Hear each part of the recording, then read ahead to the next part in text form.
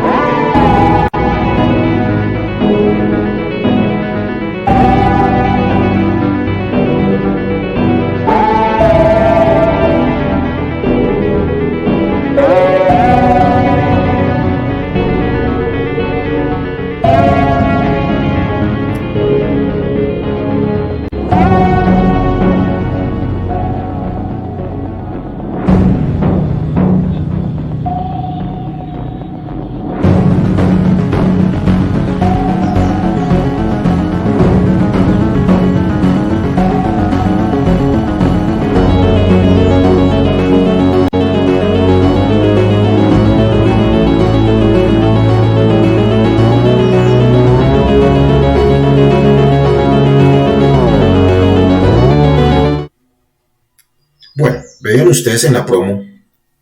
cómo el centro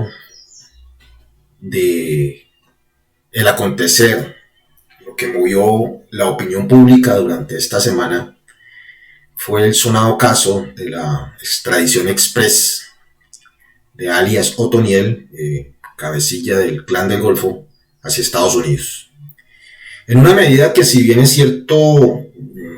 no era de extrañar, no sorprende, no debería sorprender, debido a que ya había sido anunciada con anterioridad, sí llamó la atención por la repentina materialización de este aviso de extradición de este cabecilla del grupo paramilitar y narcotraficante del Clan del Golfo. Pero veían ustedes en la presentación que pareciera ser que hay una especie de hilo conductor, o así lo vemos, por lo menos aquí en la conversa de fin de semana, respecto a todo el acontecer, toda la crisis social, pero sobre todo política de Colombia en este preciso momento. Tres elementos creemos que son los que se juntan o que forman este hilo conductor de esta coyuntura preelectoral. Primero, la desinstitucionalización del Estado colombiano, caracterizado en este reciente episodio de el triunfo, por llamarlo así de alguna manera, entre comillas, del uribismo en el poder actualmente, al lograr que no pasara la moción de censura en contra del actual ministro de Defensa, Diego Molano, y creemos nosotros que también en la cúpula militar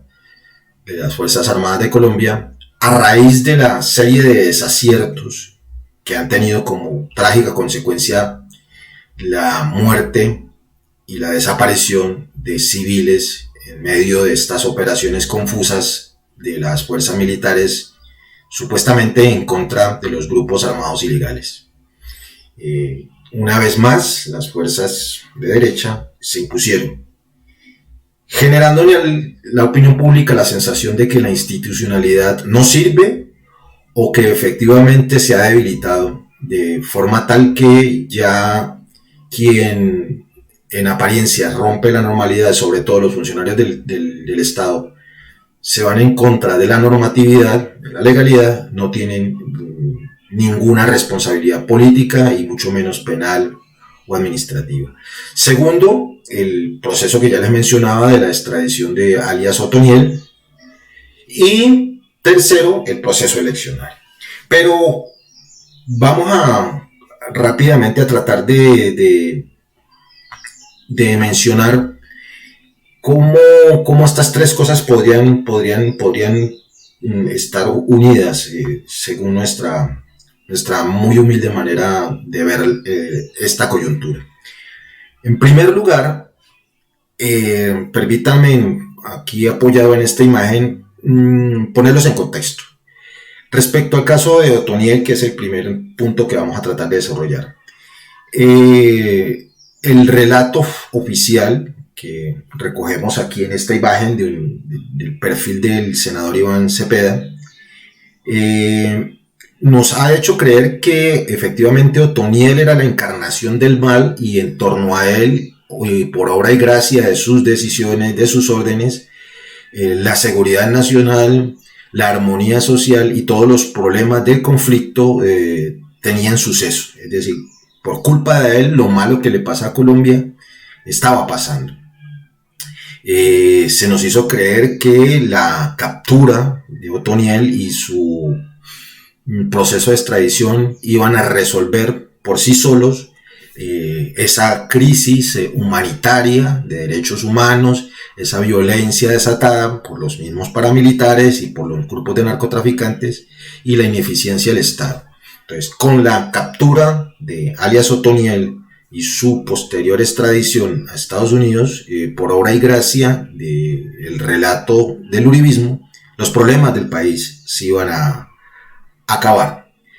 Todo esto sin tener en cuenta las consecuencias que esta decisión podría tener en el imaginario y sobre todo en el proceso de conocimiento de la verdad del conflicto armado colombiano. Nuevamente las víctimas fueron las primeras damnificadas. Justo cuando alias Otoniel empezó a dar su versión frente a la JEP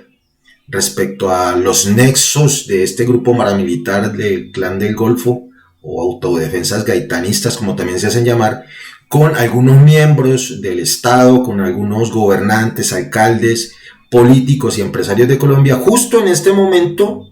entonces, cuando otro capítulo triste del conflicto armado se iba a empezar a desvelar para llevarle a las víctimas esa cuota de verdad que hace parte de la reparación, precisamente entonces aparece la decisión express, afanada, urgente del gobierno uribista de Iván Duque de extraditar rápidamente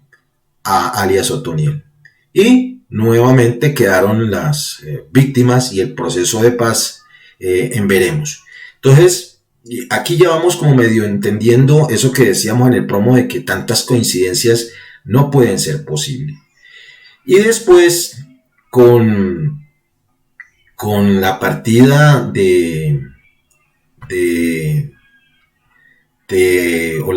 la extradición de alias Otoniel, vino la arremetida de su grupo paramilitar narcotraficante y vimos como a nivel nacional en varias partes del territorio patrio este grupo pues asumió el control sin que la institucionalidad colombiana, sin que las fuerzas militares, ahora reverdecidas en sus laureles tras haber superado la moción de censura, parece que quedan pasivas, quedan impávidas, quedan estáticas, quedan asombradas ante el poderío del Clan del Golfo, del cual nos habían contado estaba casi que en extinción y que con la extradición express de alias Otoniel se había acabado. Entonces, que el sacrificio de no saber la verdad, el sacrificio de irrespetar a las víctimas, iba a ser suficiente pago para lograr la tranquilidad, cuando los hechos nos están demostrando todo lo contrario. Esta imagen que están viendo ustedes de un duque escondido detrás de su atril, la utilizamos como para caricaturizar, permítanme la expresión, eso que están sintiendo muchos colombianos, de que el Estado y sobre todo sus fuerzas militares en cabeza de Diego Molano únicamente se ven visibles o se ven fuertes en las marchas y en las protestas de estudiantes, de trabajadores, de campesinos, de víctimas del conflicto. Entonces, vamos atando cabos. Se nos metió un relato en el cual alias Otoniel era el patrón del mal, el núcleo de la maldad en Colombia, y que su captura, que su extradición iban a resolver por arte de magia en esa Colombia Narnia que nos ha vendido el uribismo, que por obra y gracia de la extradición los problemas de seguridad, de violencia, sí van a desaparecer en Colombia. Pero ese relato va junto a las primeras declaraciones de ese patrón del mal, en las que vinculaba amigos cercanos, aliados o socios políticos, y vaya usted a saber, económicos del uribismo en tiempo reciente. Cuando alias Otoniel empieza a cantar, inmediatamente lo extraditan a Estados Unidos, con el cuento de que esa extradición iba a resolver los problemas. Inmediatamente, y vean ustedes que todo se va juntando, inmediatamente se toma la decisión por parte de la JEP de escuchar a alias Otoniel. Los colombianos nos dimos cuenta de que en las recientes encuestas, todas esas encuestas, el líder del pacto histórico, el candidato del pacto histórico, junto con su candidata a la vicepresidencia, Gustavo Petro y Francia Márquez, respectivamente, nuevamente encabezaban esas encuestas y aventajaban, casi que doblando al segundo en lisa, es decir, el candidato oficialista, el señor Fico, conocido como Fico. Inmediatamente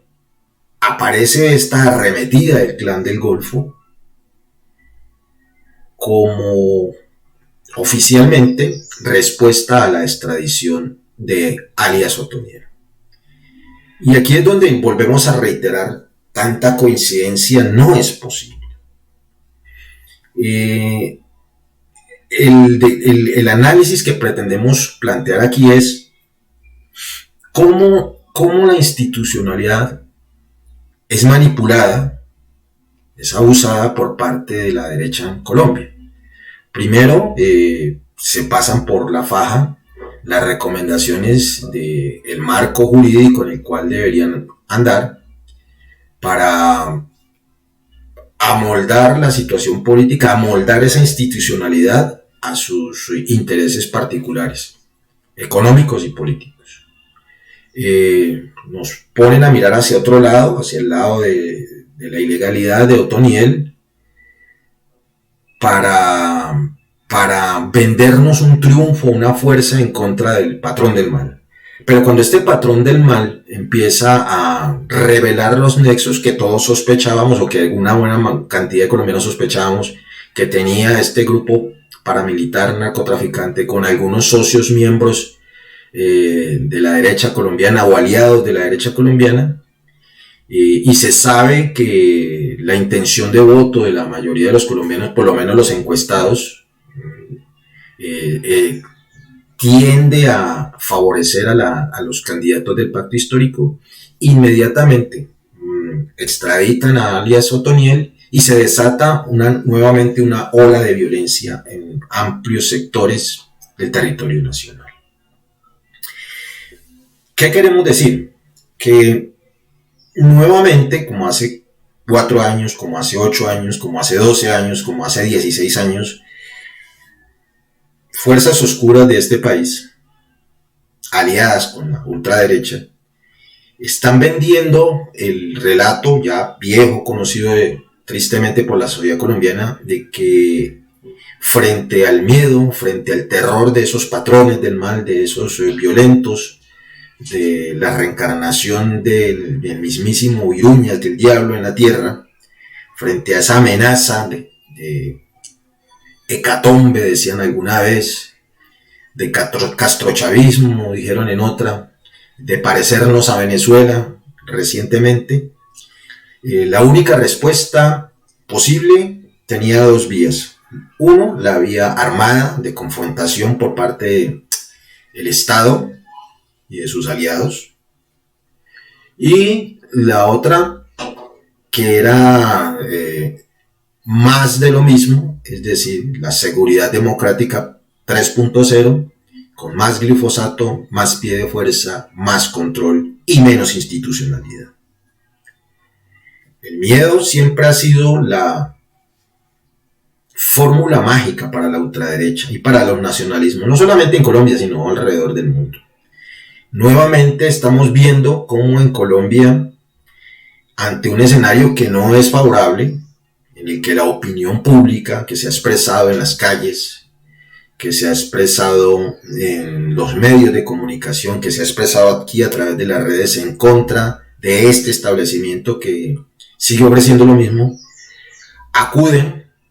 a la vieja fórmula de manipular la información, de montar un relato que distraiga la atención de la opinión pública para empezar a sembrar los elementos necesarios del miedo, de la desinstitucionalización y la necesidad de un Estado fuerte o de un gobierno fuerte que vuelva a poner orden en todo este caos que las fuerzas oscuras de la derecha han venido generando ante un escenario poco favorable de perder las elecciones. Entonces, por eso nuestra vida columna la titulamos Ojo con las elecciones. Sin ser profeta del caos, sin decir que somos partidarios de las teorías de la conspiración, sí es muy claro y sí es muy evidente que todos los elementos que hace 20, 16, 12 y 8 años se jugaron en las elecciones, nuevamente son sacados en el escenario electoral para sembrar miedo, para sembrar confusión, para dar la imagen de desinstitucionalización y la necesidad de un hombre fuerte, de un gobierno fuerte que venga a poner orden. Y detrás de bambalinas, seguir ocultando la ineficiencia de estos gobiernos y seguir ocultando su intencionalidad de volver trizas la paz. Las víctimas siguen siendo las de menos, las muertes son las de menos. Aquí lo único importante, comillas, es la productividad del país, el crecimiento económico, así sea de unos pocos, y lo demás no importa. Lo importante es la seguridad democrática, versión 3.0, más de lo mismo, y atajar la amenaza de castrochavismo. Creemos, finalizando ya esta columna, que es necesario que las ciudadanías decentes de este país estemos atentos y no sigamos cayendo en la trampa de este relato de ficción, de suspenso, de terror, que nos han vendido como cierto durante casi 20 años, y nos demos cuenta de que, extrañamente, coincidencialmente, cada 4, cada 8, cada 12, cada 16, casi cada 20 años, estos mismos acontecimientos se repiten cada vez que las fuerzas progresistas de este país tienen algún chance de llegar al poder. Creemos que ya es tiempo de que el colombiano de promedio, ustedes, nosotros, nos quitemos el velo que nos mete miedo y empecemos a decidir de una vez por todas el cambio que necesita este país. Unos elementos de reflexión, unos elementos de observación, sin mayor profundización, necesitaríamos más espacio, pero para darles otra perspectiva diferente a la que se nos están vendiendo como relato oficial a través de los medios masivos de comunicación que creemos nosotros están aliados para construir este cuento de miedo para que los colombianos volvamos a elegir más de lo mismo. Los invito a que desde allá donde estén conectados ustedes comparen, contrasten, analicen, se adhieran o rechacen estas mínimas observaciones que hacemos desde acá, desde la provincia donde generamos la conversa de fin de semana. Por hoy no es más, no quisiera quitarles más tiempo. Queremos, antes de despedirnos, agradecer a quienes le han ayudado a la conversa de fin de semana, a quienes han vinculado a la campaña de Una Vaca por la Conversa con un pequeño homenaje en video. No se despeguen un momentico, voy a presentar este agradecimiento.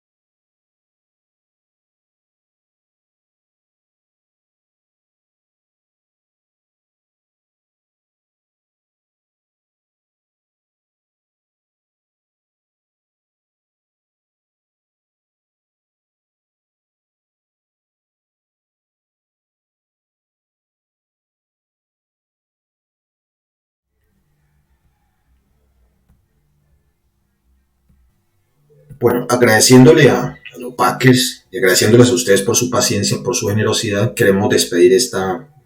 conversa de fin de semana del día de hoy. Invitándolos a que aquí 8 días, si no pasa nada extraordinario, nos volvamos a conectar en esta conversa virtual. Ojo con las elecciones. Los invitamos a que estén atentos, a que estén vigilantes, a que no nos dejemos meter miedo y a que ejerzamos nuestro soberano derecho de definir quiénes van a representar ese cambio que requerimos para que podamos avanzar en la paz y en la reconciliación nacional. No es más, cuídense mucho, muchas gracias por estar en la conversa de fin de semana.